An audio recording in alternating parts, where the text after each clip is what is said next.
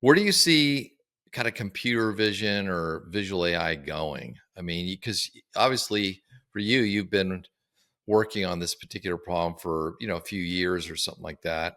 I don't know. Has it been that long? For me, Yeah.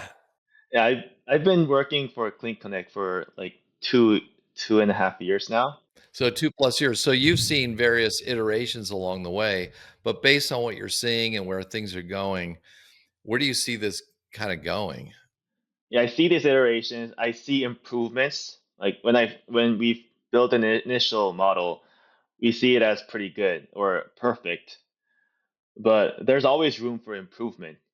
Even for this gas leak model, we're working on attaching a large language model to create like summaries and categorize the events based on like the importance.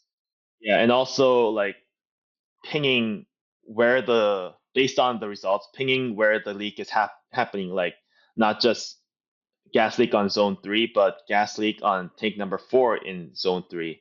All sorts of stuff. If the LLM could identify that component and what that component is, then you have different characteristics, right? So let's just say particular, it's snowing and it's on top of a hot piece of equipment and you go, "Wait a second. This might be steam, not gas."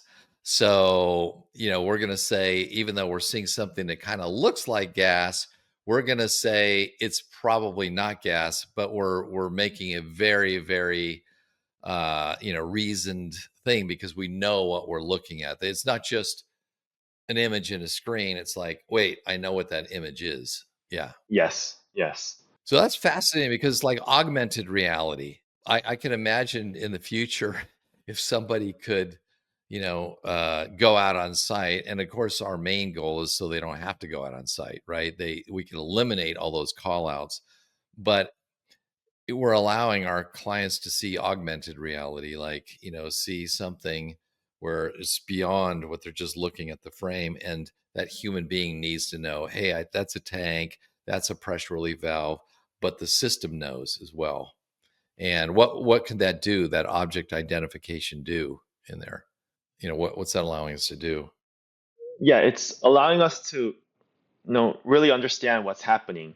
You know, there's a lot there goes a lot of things in the scene. By knowing all of those, we know what to prioritize. We know what's dangerous, what's like okay. This could really, help a faster response for the customers, cut costs as you mentioned, all of those stuff.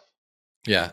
Well, I imagine it would decrease the training time because, before you take somebody off the street and they're looking at those images, they don't even know what it is. Like they may not even know what a tank is. Okay. And then you take someone who's 30 years experience, they're looking, going, "Oh, I know what this is." Or even someone like Jana, who's, a chemical engineer who may have designed the site. She says, "Oh, okay. It's doing this because something else down the line." So, yeah, I mean, we're just making those systems smarter and, helping out the users. Well, this is great. I mean, it's fascinating for me to watch this, and I'm super proud of what you guys are doing. So, anyway, any last thoughts on? Yeah, I guess like I mentioned, we talked about the channel stacking methodology, and if you need more explanation on it, we've written a paper for ADIPEC this Oh, year, nice. and Okay. yeah, and we got accepted. That's fresh news for me too. So yeah, it's coming. So soon you'll be able to read the paper on it, which will have a lot more technical and detailed information.